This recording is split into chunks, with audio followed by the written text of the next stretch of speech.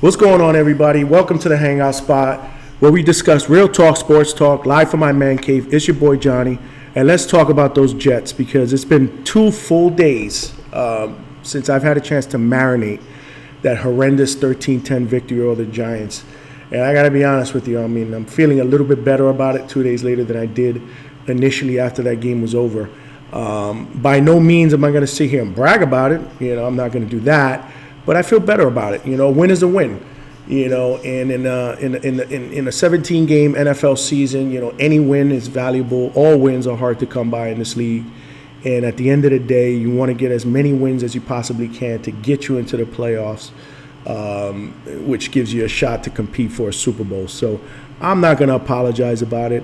I wish it were a little bit more prettier. But like I said yesterday, I'd rather win ugly than lose pretty.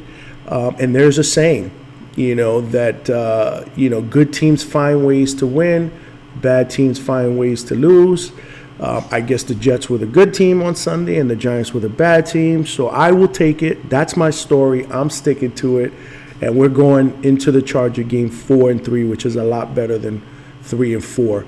But anyway, I wanted to talk a little bit about Zach Wilson tonight because I'm hearing all this talk in the media about how good he was on Sunday and how good he's been this year. And let me tell you, and then I'm also hearing, people that critique him and criticize his game and are honest and upfront and say that he hasn't been good. Those fans are calling, people like myself haters. And let me start by saying this. Listen, there are two types of fans. You have the cheerleader fan, which I like to call the pom-pom fan, right? So those are the fans that are going to support their team regardless. I mean, they cheer hard, but it doesn't matter what anyone in that team does. They do no harm, win or lose, even if they play like shit. They're going to sit there. They're going to be positive. They're going to be fine with losses. They're going to wake up the next day. The sun will shine. And they're going to continue to support their team regardless. And then you have the realist fans. And those fans also are going to cheer for their team hard, but they're also going to keep it real. They're going to critique players. They're going to criticize players' play. And the reason why they're doing that is because they want to see better. And in most cases, they feel like that player can be better. So they want to see better because if they see better, then your team will have more success. So at the end of the day, both fans have one thing in common is they want to see their team win. They're both passionate about wanting to see their team win. It's just that both of them go about being a fan in two totally different ways. And it seems like that's what's happening here with Zach Wilson. First and foremost, let me start by saying, let me just clear the air right now. I don't want to see Zach Wilson fail. Okay, I'm not a Zach Wilson hater. I haven't been a huge fan of his game for the last couple years. But at the end of the day, I'm not a Zach Wilson hater. I want the kid to succeed because if he succeeds, we will be a better football team in the long run. And that's all I want. It really doesn't matter to me who the quarterback of this team is. As long as he's playing competent football, which will allow us to win games, I'm okay with it. So I want the kid to succeed. But I'm also going to be honest, when I see that he just hasn't been playing consistent football. I mean, he's been mediocre, if you ask me. And if you want to call that monumental improvement from his first 2 years, then you can. I mean, to a sense, you could probably say that. I mean, you have a strong argument if you say that he's been much better this year. I mean, but to me, that's more of how bad he's been the first 2 years, where any type of improvement, any type of minimal improvement is going to look like monumental improvement. I said a couple of videos ago that he has shown some improvement this year. I mean, his footwork appears to be a lot better than it was the first 2 years. He seems to be playing with more confidence. That's a good thing. I really didn't see that in the first 2 years. In fact, I noticed that in the preseason that he was playing with more confidence. And that might have been more of the Hackett, Aaron Rodgers effect more than anything else. But whatever it is, I mean, great. You want to see more of it. Right, because you want this kid to be good. But in the same aspect, I mean, he has not been good enough for me to be able to say he's been a huge part of us winning these 4 games. I mean, listen, like I said, before, I mean, in my opinion, he's been along for the ride. He hasn't really done anything to kill us these last 3 games. In fact, his best game of the year against the Chiefs came in a loss, and I give him a lot of credit for outplaying Patrick Mahomes that game. I kind of thought that might have been the beginning of him ascending. But he's been mediocre, after that. I mean, he has not thrown any interceptions, but he still continues to miss open receivers, and that's just not me picking on him. I mean, these are announcers on TV that are calling those plays out. I mean, Matt Ryan, Mark Sanchez, Tony Romo. These are 3 different quarterbacks that played in the league that are watching and analyzing the game that are calling this out. So I'm not making this up. He continues to miss open receivers, and that's a concern for someone that has been in the league for now 3 years. He still continues to lack pocket awareness. Proof being this past weekend, I mean, we should have lost that game. Those 2 sacks that he took at the end of the game, or almost at the end of the game before that last drive, before the game-time field goal, were horrendous. I mean, on a 4th and 10, I'm yelling at the TV like, dude, throw the football to anybody. Don't hold it. I'm even yelling at the TV before he hiked the ball.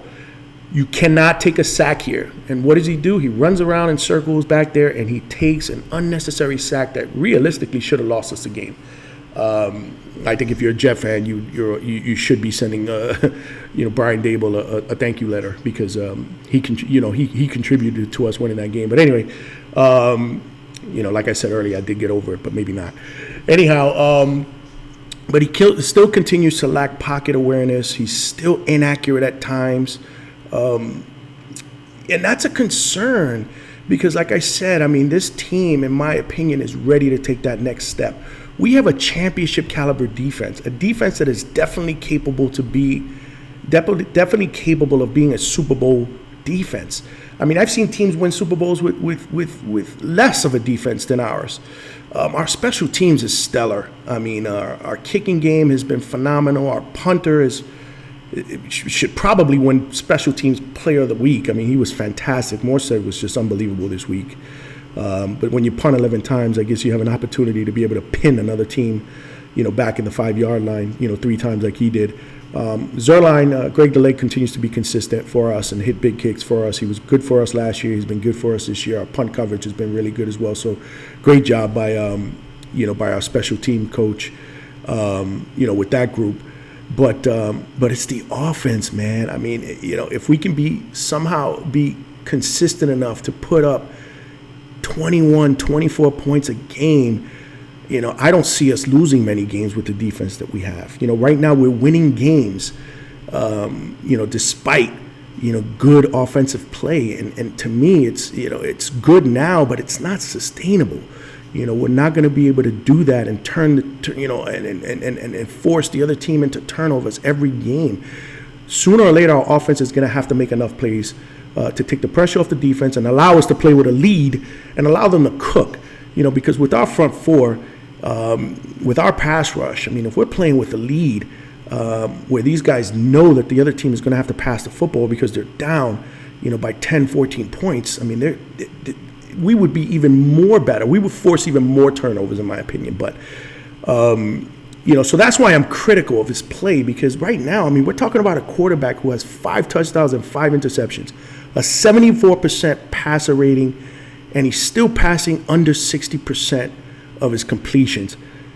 I don't see that as monumental improvements. I mean, if you look at it, I mean, it's more improved than his first 2 seasons. I'll give him that. I mean, but he should be better, especially with the weapons he has around him. I mean, he has arguably the most dynamic running back in the league in Breece Hall, who is a home run hitter, a threat to go take it to the house every time he touches a football. I mean, that's special.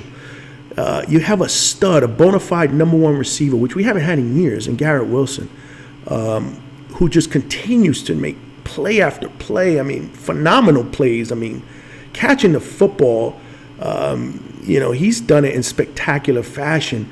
Conklin has been reliable And for the most part, he seems to have some rapport with Conklin over the middle. So he has weapons. The offensive line hasn't been great. I'm not going to sit there and tell you that, especially now with all these injuries. It's more of a makeshift. But he has the athletic ability to move in the pocket and take off and run and take advantage of when, of the open field. He has to run a little bit more, which I think will help open up a little bit more and will have the defense thinking a little bit more about spying him because he's a threat to run. These are all things that I think that, he should be doing on a more consistent basis. And the play calling has to be better. I mean, this conservative bullshit, it has to stop. It really does. Allow this kid to throw the ball down the field vertically. He has a good arm. He has some weapons. Let him throw the ball down the field. I was yelling the entire game, throw the ball down the field, at least give an attempt, to show some sort of vertical passing game. And they finally did it at the end. And what happened? One of the Giants guys got called for a pass interference that gave us the ball in field goal range and allowed us to win the game. These things happen, but they're not going to happen if you don't throw the ball down the field. You have to let this kid rip it. He has a good arm. Let's see what he can do. I'd like for him to throw the ball deep, next week against the Chargers on the first play of the game. If the Jets have the football and it's 1st and 10, play action or whatever it is, drop them in the shotgun and just let them throw the ball deep. At least get the Chargers thinking about, wow, this kid has the arm strength to be able to do that. We have to be careful. Right now, it's just intermediate 10, 12-yard passes in the middle, which is becoming way too consistent and conservative.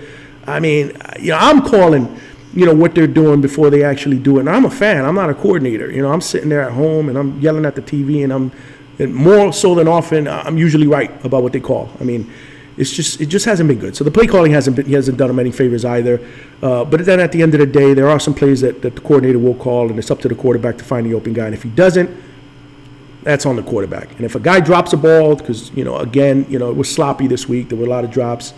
That's not the coordinator's fault either. But as the quarterback goes, is how the offense is going to go, and that's how it works in the NFL. And right now, we have a mediocre quarterback who's showing minimal improvement, and we need him, instead of baby steps, to take giant footsteps. If he does that, this team can be really, really good, and that's why I'm so critical on him. And I think that's why most fans are critical on him. I don't think most fans want to see him fail, but in the same respect, we want to see him step up, put his big boy pants on, and finally play like a quarterback in the NFL. You have the ability. Let's get that shit done, And enough of babying this kid. He's a grown man. Coach him hard. If he's playing like shit, don't be afraid to bench him for a quarter. What's the big deal? This is the NFL. This is a grown man league. Sometimes it's good to coach a guy hard.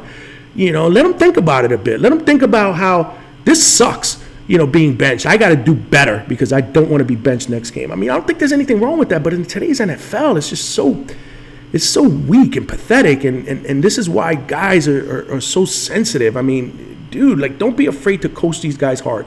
Saleh has to get on him. Saleh has to get on his team. The penalties this week were terrible. That's unacceptable. Through all that, I still don't have a clue how we won this game, but we did. I'm happy we did. I just want to see, us improve offensively so that we're playing better football against the big boys, which will give us an opportunity to win some games and hopefully make the playoffs. Because once we get in, you never know what happens. And then, there is this rumor that number 8 might be lingering around, towards the end of the season, wanting to get in there, chomping at the bit to help us try to win. So that would be nice if he is healthy, which I don't think he will be. But if he is healthy, it'd be pretty nice for him to kind of come in and and try to swoop in and save us, come playoff time. It'd be a nice run, I think, and exciting for Jet fans. But anyhow, let me know what you think in the comment section. If you like this video, please hit the like button, subscribe, come hang out with me more often in the man cave. But until then, this is Johnny from the Hangout Spot, and we'll talk to you later on this week.